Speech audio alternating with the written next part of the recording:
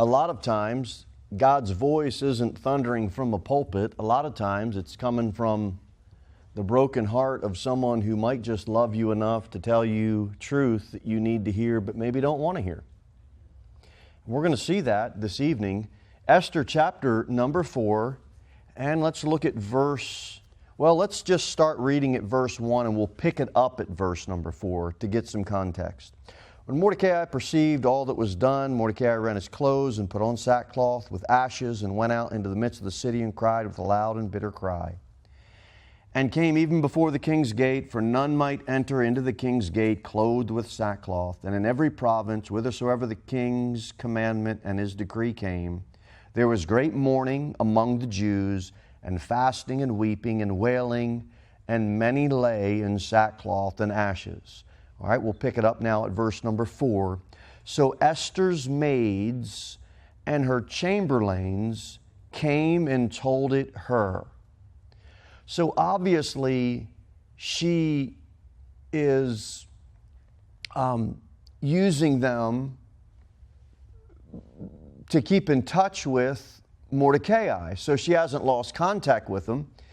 And her maids may have, and chamberlains they're going to know what's going on. But the king yet has figured out what all this is about concerning Esther and her being a Jew. And so there's still some things that the king doesn't know.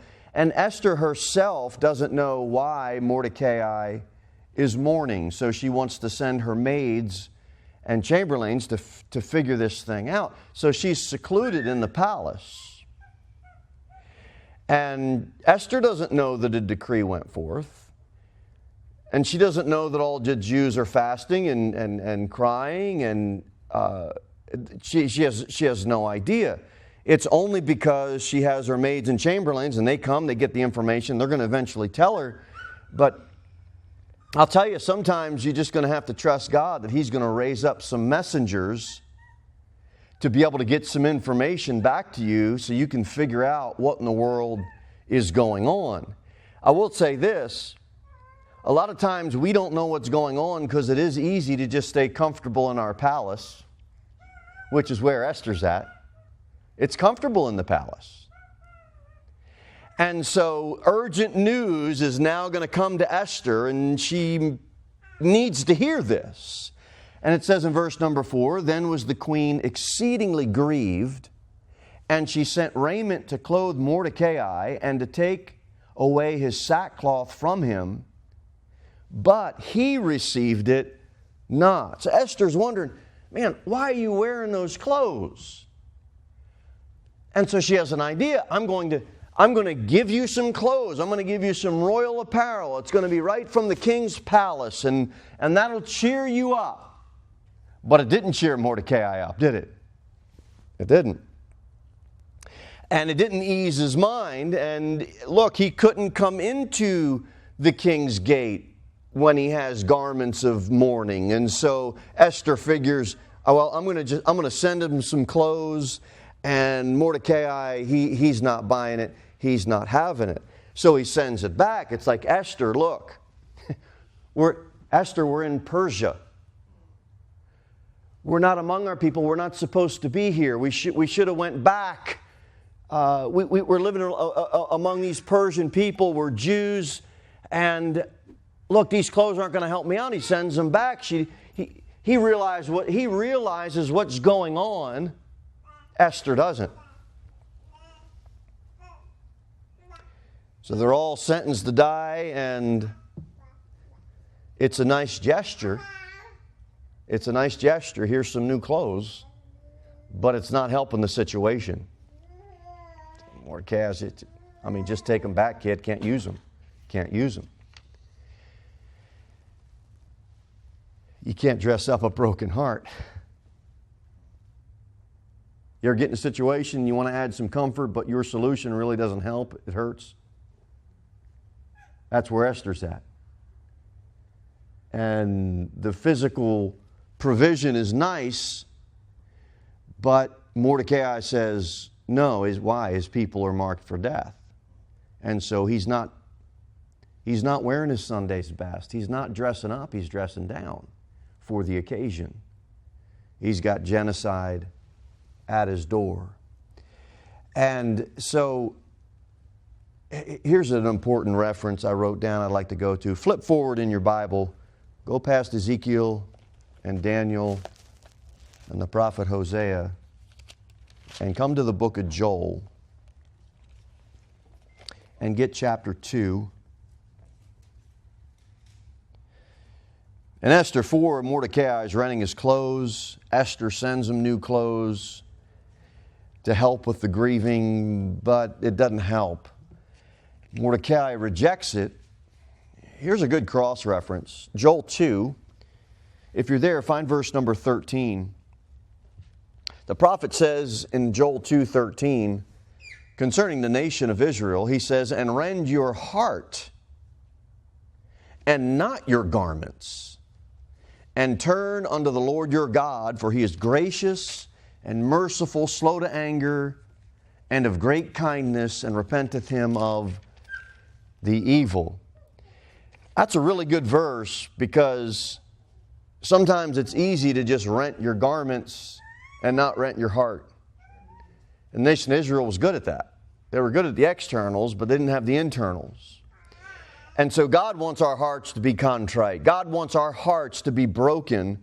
And so what the prophet Joel does, he's warning the nation against religious performance that has only external worship with no heart change. Is there an area in your life where that could help you? God wants our hearts to be contrite. And it's the fake righteousness that really God hates. He hates the externals where it's just this spiritual show. You ever hear, people say in politics, "Oh, this is just theater"? We hear that a lot. There's a lot of spiritual theater going on too. And when that happens, true repentance isn't occurring, and God's not in it. God's looking for a broken and a contrite heart. And so Mordecai says, hey, keep the clothes. Go back to Esther 4 if you would. I think I might have mentioned this last week. When something hits our nation, look, if a tornado comes through our town like it did some years back, a secular society will meet physical needs. And that's great. A secular people will meet physical needs. And look, that's great. But Esther's trying to meet an emotional need, a spiritual need, with some physical provision, and it's not working. By the way, this is where the church comes in. We need to be able to provide to the spiritual need. Tornado comes through, someone's going to need a new house, someone's going to need new clothes. But we need to be careful that we're not doing what all the other secular organizations are doing, which is just ministering to the physical need and not getting down to the heart of the matter, right? This is where the church comes in, and we dive deep into the spiritual need. Verse number 5, watch, it says, "Then called Esther for Hatach. And Esther's mind's troubled, and so she wants some more information. What's going on here? You know what she says? Send me Hatach. Hatach, that's a good guy. That's a good person to have on your side. And it says that one of the king's chamberlains, whom he had appointed to attend upon her, and gave him a commandment to Mordecai to know what it was and why it was." You see that? Appointed to attend upon her. She didn't send for just any ordinary servant. This was a faithful servant that she trusted would get the information needed so she can start to figure out what is actually going on. You see how it says? It says, gave him a commandment. This isn't a casual request. This is, hey, this is a formal charge. You need to get after it. And so Hatach gets essentially a royal commission, a royal charge to go find out what's going on. This is urgent. This is high priority. You need to get after this, Hatach. And I need to find out what the facts are, why this is going on, and you need to bring it back to me because I need a full intelligence report. And so Hathach is the man that's sent. And by the way, the kings and queens of this world really at many times can be useless without the Hathaches. The leaders of the world, they're useless a lot of times without the Hathaches. The Hathaches of the world are the ones that are going out, gathering some information and then bringing it back to the leaders so the leaders can make some good decisions. How is Esther going to make a decision? She's queen. How is she going to make a decision with incomplete information? She doesn't know what she doesn't know. A lot of these names in the Bible are often overlooked or just preached over because, well, they're not the key players. Mordecai's the key player, Esther's the key player, Haman's the key player in the plot here. But look, Hathach comes along, and all he is a simple messenger, but he's trustworthy. And he's going to get this information back to Esther. And verse number 6 says, so Hathach went forth to Mordecai unto the street of the city, which was before the king's gate. And isn't it just like our God? He just provides the right messenger at the right time. That's our God. Look at verse 7. And Mordecai told him of all that had happened unto him, and of the sum of the money that Haman has promised to pay to the king's treasuries for the Jews to destroy them.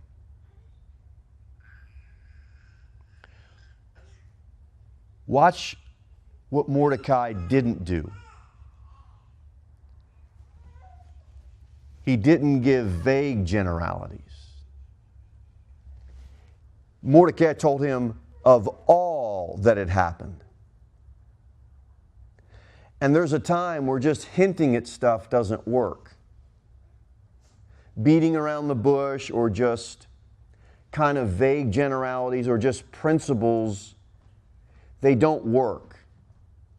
And so Mordecai, he tells him all that has happened. In other words, he's getting very specific, detailed information which is necessary. So Hathach, he hears it all. Practical application. If you ever have to intercede for somebody who is in a crisis situation, details matter. I'm in trouble. Details. What type of trouble? What's going on? Who did what? Who said what? Details matter. And this messenger, Hathach, is getting the details. Why? Because Mordecai understood that Esther needed, number one, all that had happened unto him. So what's happening here? It's called personal impact is what's happening. And number two, you see how it says the sum of the money? Not only personal impact, but we're talking now about financial details. This is getting a thorough report. And then the strategy behind the enemy's plan. Esther, the queen, needs to know what's going on. And you look at this sum of the money, I'm telling you, the devil always has a price tag on it. And the devil put a price tag on this. This is why we have a lot of corruption in government. It's why we have a lot of corruption in churches. It's why we have a lot of corruption personally, because money, for the love of money, is the root of all evil.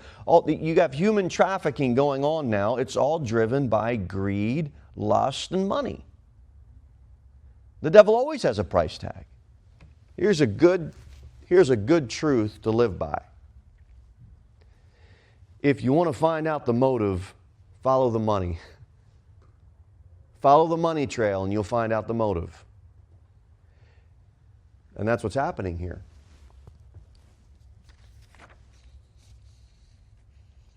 Here. Why do we know the sum of the money? Because we looked at it in chapter 3, right? 10,000 pieces of silver. How does Mordecai know that? We know that because it's written in the text. But that's something to think about. He either had somebody as an insider in the palace that's giving him information, or God's just working providentially somehow. But Mordecai, he knows about the enemy's plan. He knows the sum of the money, and that's just how God works. Sometimes God just drops information in front of you. Why? So that you can intercede properly.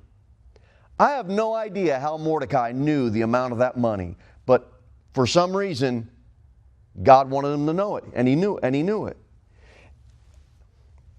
And without him looking, there's been times in my life, I'm sure there's been times in your life, where you don't know what you don't know. Look, Esther's in a situation where she's clueless. So she's relying on Hathach to get the information from Mordecai, and Mordecai is giving him specific information to be able to bring it back, but she don't know what she don't know. God's going to put it in front of her because God's working behind the scenes. Have you ever had a situation in your life where all of a sudden God just puts something right in front of you? And now you got the picture, because that's how our God works. You ever been in a situation where you advise someone that they shouldn't share certain information, but that person shares that information, and that piece of information is the one that enlightens the whole thing, and you're like, boom, there it is. That's what I needed. Why? Because in crisis situations, details matter. I wrote down Amos 3:7. The Bible says regarding God, He revealeth His secret unto His servants, the prophets. Now, I know that's talking about the prophets, but I'm just saying that's a good principle. That's a good verse with a principle that sometimes the Lord will put things in front of you and reveal things to you that you need to know. Verse number 8 is loaded. It says, so let's back up to verse 7. And Mordecai told him of all that had happened unto him, and of the sum of the money that Haman had promised to pay the king's treasuries for the Jews to destroy them. And he gave him the copy of the writing of the decree that was given at Shushan to destroy them, to show it unto Esther, and to declare it unto her, and to charge her that she should go in unto the king to make supplication unto him, and to make request before him for her people. And Hathach came and told Esther the words of Mordecai. All right, we've got to back up because verse 8 has a lot into it. First off, in verse number 8, we have, also he gave him the copy of the writing of the decree. And by the way, this copy of the king's letter had the same authority as the original document that the king himself penned. No one questions its authority. And it says as well in verse number 8, charge her that she should go in unto the king. So Mordecai wants Esther to go before the king and plead for the lives of the Jewish people. There's a time to give a personal testimony. But that time isn't right now. Because a personal testimony can be questioned. Your emotions don't hold up in a court of law. Emotions can easily be dismissed. Documentation matters.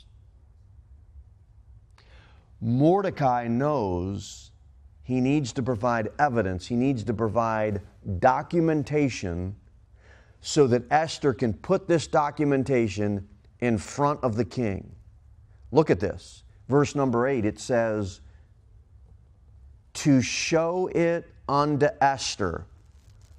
What does he want Esther to show? The letter.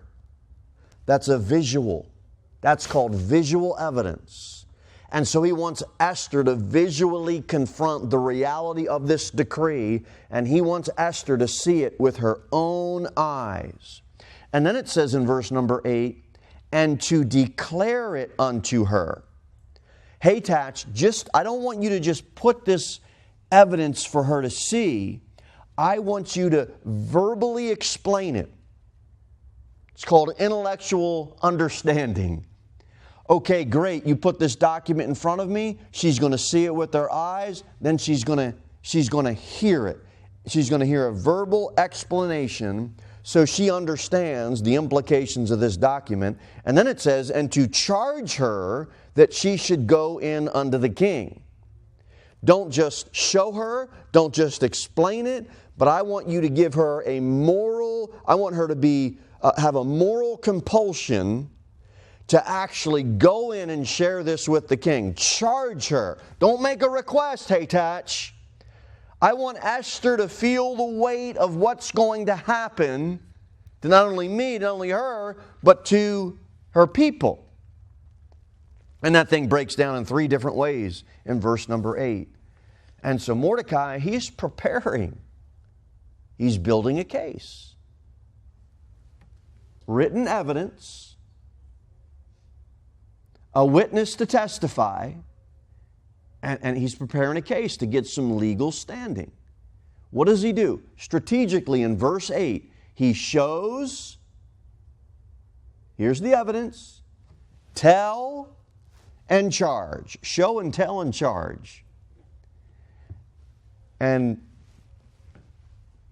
if you're ever going to be an effective advocate for someone in crisis, you need to be able to present the information in this manner.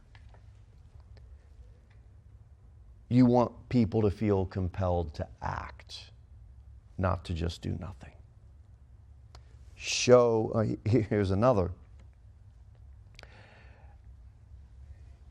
I find these things to be really cool. The repetition. Look, to show it, to declare it. What's it? It's the letter. What's the letter?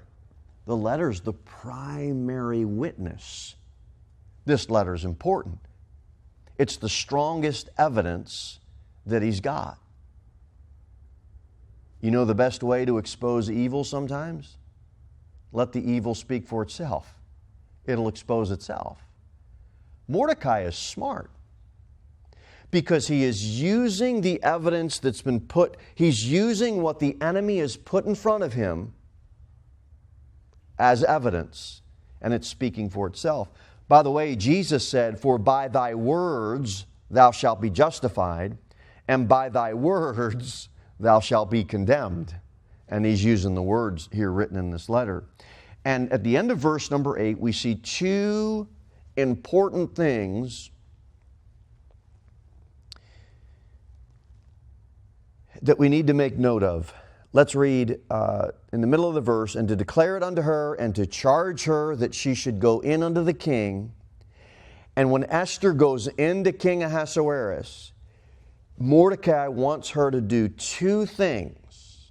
When you go into the king, I want you to make supplication unto him and to make request before him. Now, those are 2 different things.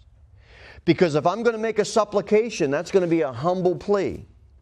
So Mordecai says, hey, I want you to go in there humbly, and I want you to make supplication to the king. But Esther, I don't want you to just do that. Sometimes that's all you need. But in this situation, I need you to also make a request. That's a bit different than a humble supplication. I'm demanding action.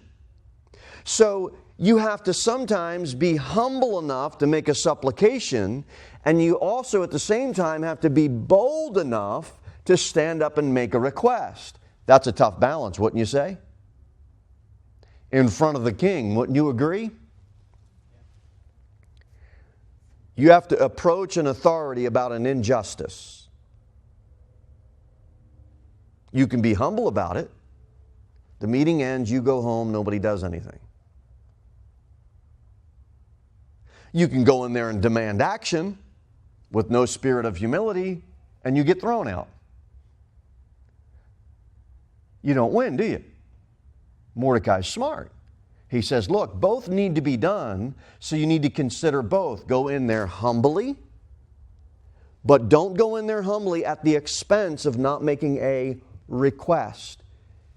Hey, Tats, you got to tell Esther to get to the king and take this specific approach and present the evidence to Esther in this specific way. Visually, audibly, and a charge. I thought that's good.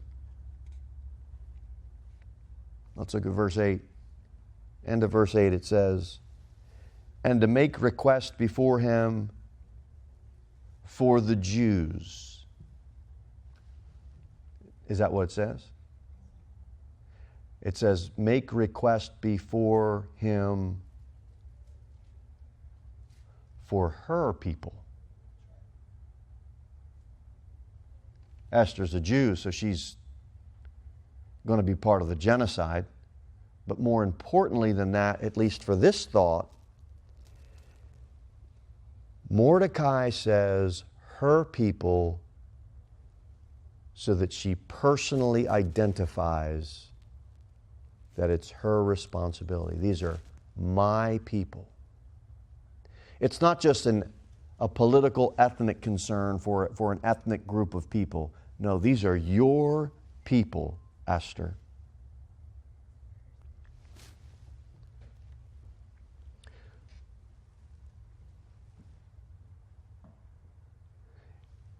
You can say, I go to church. Or you can say, I'm going to be with my church family. See the difference?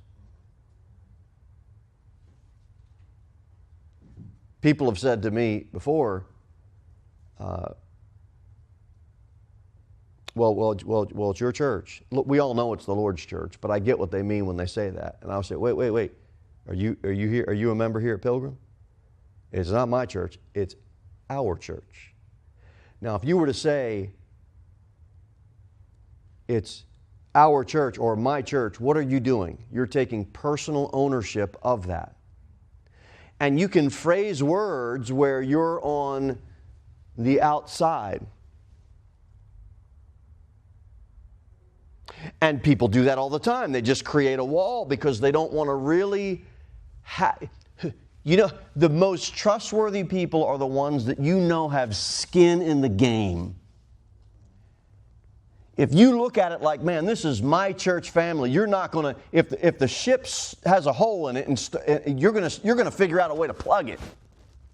If there's a crisis or there's a problem, you're not going down the road. You're not hiding in the palace. What are you doing? You're going to take action. You're going to want to do something. Why? Because you got skin in the game. Hey, that's my people. That's my church. That's my family. Somebody sent me something last week to look at, and I watched this documentary. And this church had been there for years in North Carolina. And they have these big marketing firms and companies now, for churches, because you gotta have that nowadays. And long story short, the whole documentary was about this church that was getting stolen by a big mega church conglomerate. It doesn't even have church or a denomination in their name, but they got a lot of money and they know how to market. And so this church comes in, and very slowly the people there find out that these people are trying to steal our church. And they were trying to get rid of all of the senior saints. But those senior saints had ownership of that. They had skin in the game. They saw that as their church family. And they weren't about to just lay down and give it over to some mega conglomerate. And they end up winning this case. And you know how they won it? By sticking together as a church family is how they won it. Because they took personal ownership. If a problem happens here at Pilgrim, which, by the way, problems happen in church families.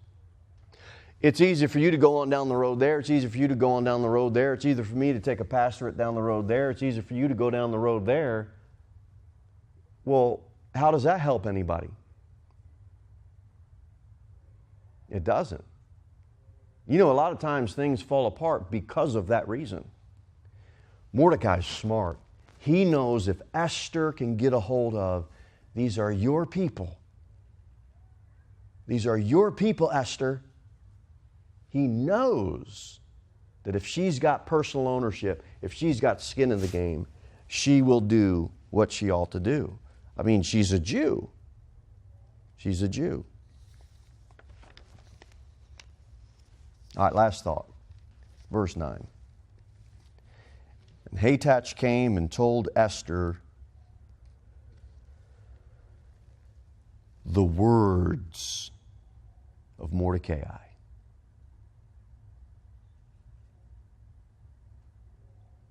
He didn't go and ad-lib, and he didn't just give a quick little summary. And he didn't edit the message and leave out the bad parts and then soften the message so that Hathach did not do that. He delivered the words. He told Esther exactly what was going on, and he didn't edit it. And when you tell the actual words, that makes you a faithful messenger. You imagine being Hathach. When Esther sends Hathach out, and by the time Hathach gets to Mordecai, he is essentially a messenger that's carrying the weight of an entire nation now in his arms. Wow. Okay, so I got to get all this in. I didn't know I was signing up for this, Esther. Imagine being that messenger. This world needs some Hathaches. Let me bring it home to us for some practical application, because we're not in Persia. We're in Cookeville, Tennessee, in the United States of America in 2025. Did God give you a message? Does He want you to edit it? Does He want you to change it? Does He want you to soften it? Does He want you to leave out the details? He doesn't. What does He want us to do? To give the unadulterated message of the good news of the gospel of Jesus Christ. He doesn't want us to leave parts out. Why? Because souls are important. And there's a decree of death for everyone.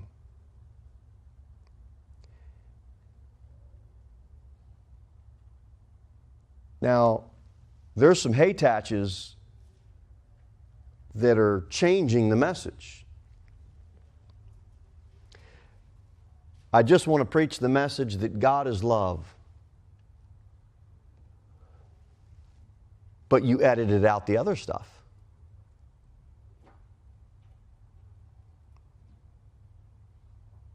I just want to make a humble plea, but I'm not going to make any requests or demands. We've got to consider all that Mordecai is giving Hathach. And we have to see that Hathach is being faithful in delivering all of it, even if it's a hard message to deliver.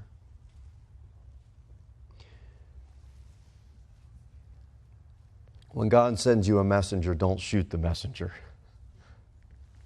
Listen to the message. And when someone tells you about a crisis, sometimes the best solution isn't to send them clothes to cover it up. Sometimes the best solution is you're going to send them your commitment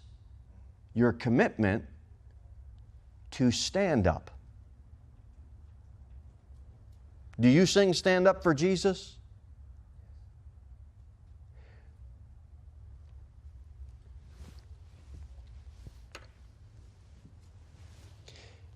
If we're not willing to commit to standing up when a crisis happens, we just become hypocritical Christians.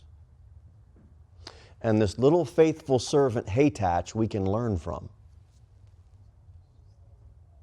Do you know crises happen in churches?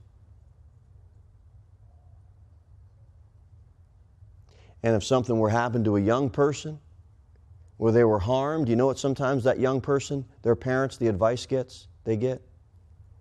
Well, if you were to say something, you would really ruin this man's ministry, this preacher's ministry, this deacon's ministry, this Sunday school teacher's ministry.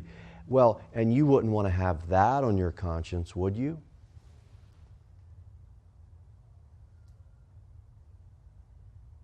A crisis happens. And people want to cover it up.